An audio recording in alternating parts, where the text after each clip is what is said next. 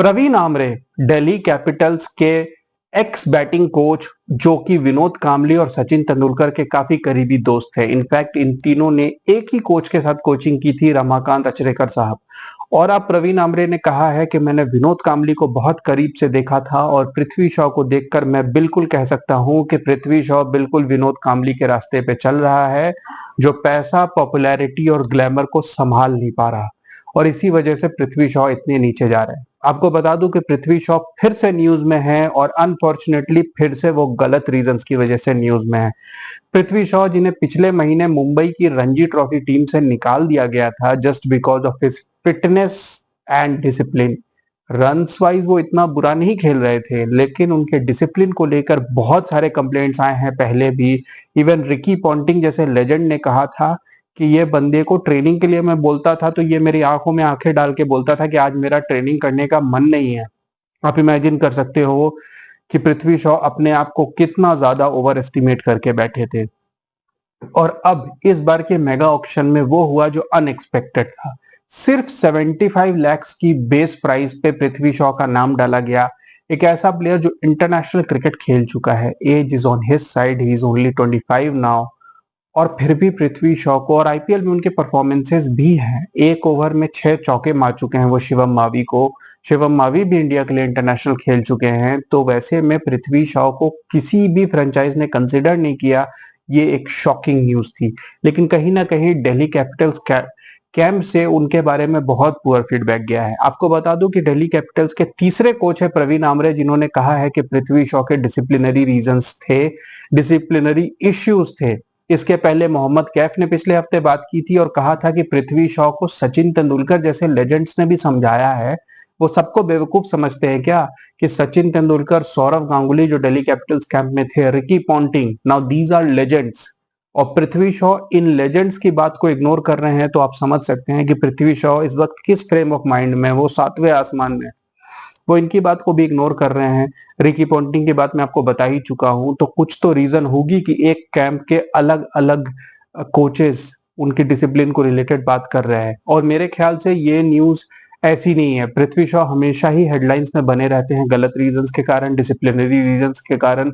दूसरा विनोद कांबली तो खैर अब उन्हें खुलेआम लोग कहने लगे हैं, and which is not a good thing. Vinod Kambli is not a good example for youngsters, क्योंकि विनोद कांबली भी वो प्लेयर थे जिन्हें एक टाइम सचिन के बराबर माना जाता था, या शायद बेटर भी माना जाता था, क्योंकि विनोद कांबली ने टेस्ट में डबल सेंचुरी बहुत अर्ली स्टेज में मार दी थी, back to back double centuries मार दी थी, और ऐसा लग रहा था कि विनोद कांबली बहुत बड़े लेवल पे जाएंगे।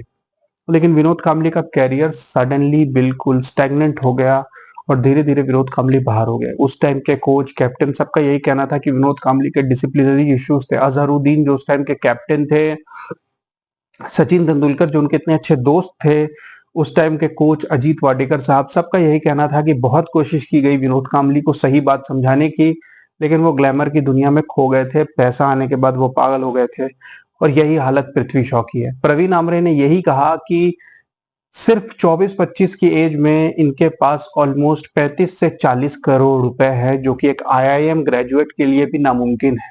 और शायद इतनी अर्ली स्टेज पर इतना सारा पैसा वो हैंडल नहीं कर पा रहे। नो, ऐसा नहीं है कि वो इकलौते ऐसे यंगस्टर हैं। आईपीएल में बहुत यंगस्टर्स को बहुत पैसे मिलते हैं। अभी हमने देखा कि एक 13-14 साल के यंगस्टर्स को 1 करोड़ में लिया गया है। तो by the time he is 22-23, उनके पास भी 30-40 करोड़ हो सकते हैं। कोई बड़ी बात नहीं अगर वो इंडियन टीम में सिलेक्ट हो जाएं, अगर वो आईपीएल में ही इतने पॉपुलर हो जाएं, तो हो सकता है कि 2-3 साल बाद उन्हीं को 5 करोड़ 7 करोड़ एनुअली लिया जाए। And by the time he is 25 he may have 50-60-100 crore. तो कोई बड़ी बात नहीं, आजकल आईपीएल में इतना पैसा मिलता है। ऋषभ पंत को हमने देखा, ऋषभ पंत को भी 27 करोड़ में खरीदा गया है। इसके पहले भी ऋषभ पंत को अच्छे खासे पैसे मिलते हैं। बीसीसीआई का एनुअल कॉन्ट्रैक्ट है जिसमें 5-7 करोड़ एनुअली मिलते हैं।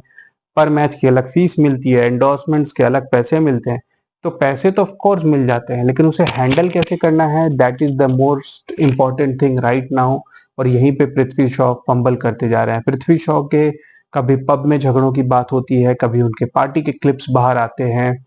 अभी प्रवीण आमरे ने ये कहा कि अभी उन्होंने बांद्रा की एक पॉश लोकेलिटी में एक पेंट हाउस खरीदा है, और वो कहीं ना कहीं ऐसा कह सकते हैं कि जो भी पैसे वो कमा रहे हैं उन पैसों से वो एंजॉय कर रहे हैं, लेकिन वो अपनी फिटनेस और अपनी डिसिप्लिन के ऊपर बिल्कुल भी काम नहीं कर रहे हैं। अभी सैयद मुश्ताक अली ट्रॉफी में वो खेल रहे हैं और वो रेगुलरली फेल कर रहे हैं। अभी उन्होंने रिसेंटली एक 3 बॉल पे डक बनाया और जब वो आउट होकर जा रहे थे तो ऐसा लग रहा था कि कोई ऐसा प्लेयर जा रहा है जो रिटायरमेंट की वर्ज पे है।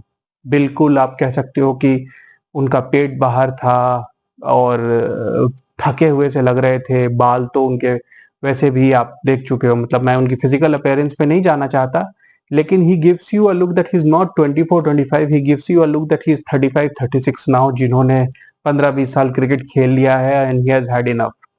वो डिटर्मिनेशन, वो यूथफुलनेस उनमें दिखती ही नहीं है। और मेरे ख्याल से आज के टाइम में जहां इतनी कॉम्पिटिटिव क्रिकेट हो रही है, पृथ्वी शॉ के लिए बहुत मुश्किल है। मोहम्मद शमी जैसे टॉप परफॉर्मर की बात अगर हम कर लें तो मोहम्मद शमी, जिन्होंने वर्ल्ड कप में इतनी जबरदस्त बॉलिंग की थी, 7 मैचेस में 24 विकेट लिए थे, मोहम्मद शमी अभी इतने फिट हैं कि टीम में खेल सकते हैं। इनफैक्ट शायद किसी भी और प्लेइंग 11 में वो होते, अगर ऑस्ट्रेलिया इंग्लैंड इन 2-3 टीम्स को छोड़ दूं तो उनको अब तक टीम में ला दिया गया होता। पाकिस्तान में होते तो अब तक तो उनको कैप्टन बना दिया गया होता। लेकिन बीसीसीआई इतनी स्ट्रिक्ट है कि इतनी टॉप परफॉर्मेंसेस के बाद भी, जहां पर अभी बॉर्डर गावस्कर ट्रॉफी में नए नए फास्ट बॉलर्स को भेजा गया है, लेकिन शमी को अभी भी नहीं कंसीडर किया जा रहा जब तक शमी 100% ये प्रूव नहीं कर देते कि उनकी फिटनेस अब इंटरनेशनल क्रिकेट के लायक है। वैसे में क्या पृथ्वी शॉ, जिनको ऐसी कोई पर्टिकुलर इंजरी भी नहीं है, उन्हें तो general fitness, body fat loose करना है, उन्हें आप कह सकते हो अपना वेट कम करना है, उस तरीके के इश्यूज हैं। तो पृथ्वी शॉ कैसे इमेजिन कर रहे हैं? क्या उन्होंने उस स्टेटमेंट को बहुत सीरियसली ले लिया है कि मैं सचिन, ब्रायन लारा और वीरेंद्र सहवाग मिलाकर एक बैट्समैन बनाऊं? मेरे ख्याल से अगर पृथ्वी शॉ ऐसे करेंगे तो पूरी दुनिया उन्हें दूसरा विनोद कांबली कहेगी, and I trust me, this is not a good compliment. Keep watching guys, thank you.